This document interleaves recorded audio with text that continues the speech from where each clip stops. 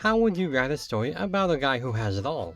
It's a Wonderful Life gives great perspective on the value of humanity and, well, life. The Great Gatsby takes on the challenge of Jay in his conquest to find fulfillment in a hollow mansion. In extreme cases, there's Superman, who can have everything if he wanted and, due to his moral philosophy, he does.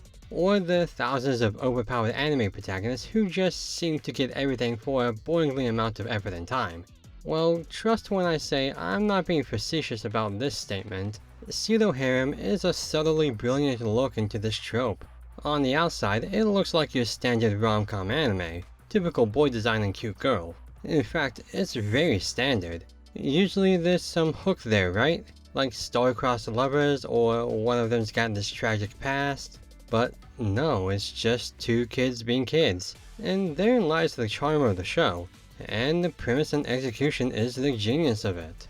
Eiji is a stagehand for the theater club, and he meets his kohai Rin, who aims to be an actress. And instantly, the two become fast friends, with Eiji projecting his boyhood fantasies to his new gal pal, and Rin realizing them through her method acting. She can be a tsundere, a cheeky tease, a cool queen, a shy bookworm.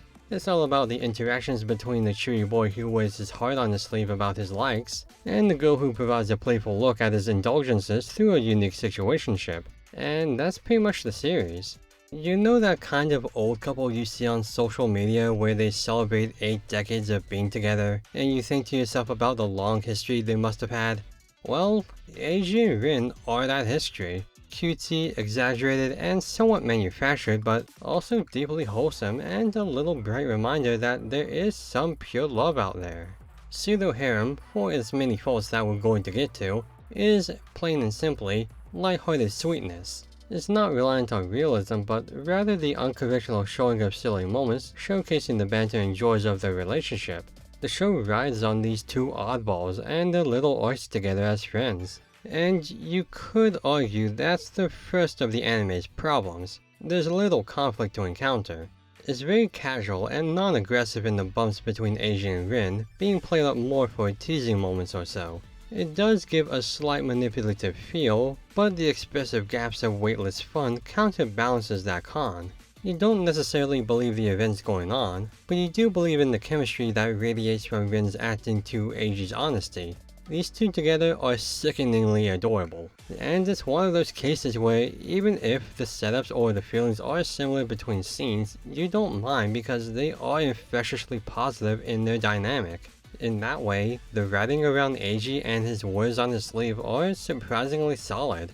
He's as readable as can be, reacting in the way he said he would to Rin's personas, and yet it's not lazy or self-aware. It's a genuine passion seen through the direction and voice acting, making his candid nature all the more supportive of the show's running motifs of celebrating a blossoming love.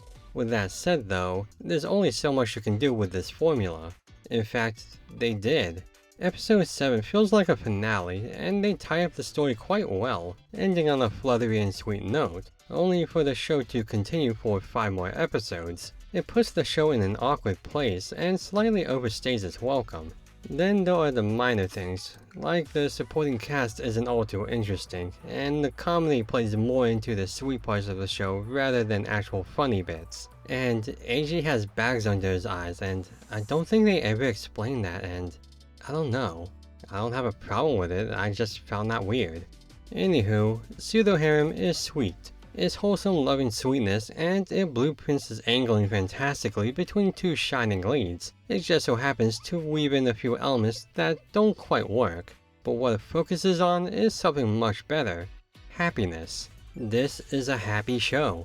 There's no deeper underlying point to it. It's a filtered bliss that, while not all 100% genuine, has 100% genuine parts to it. That lying in the friendship and love between two excellent leads with a fun chemistry. It's adorable, the ending's beyond catchy, and just solely worth it for Eiji and Rin alone. It acts it up for the camera at times, but in between the lines, it performs to the top of the podium in our hearts.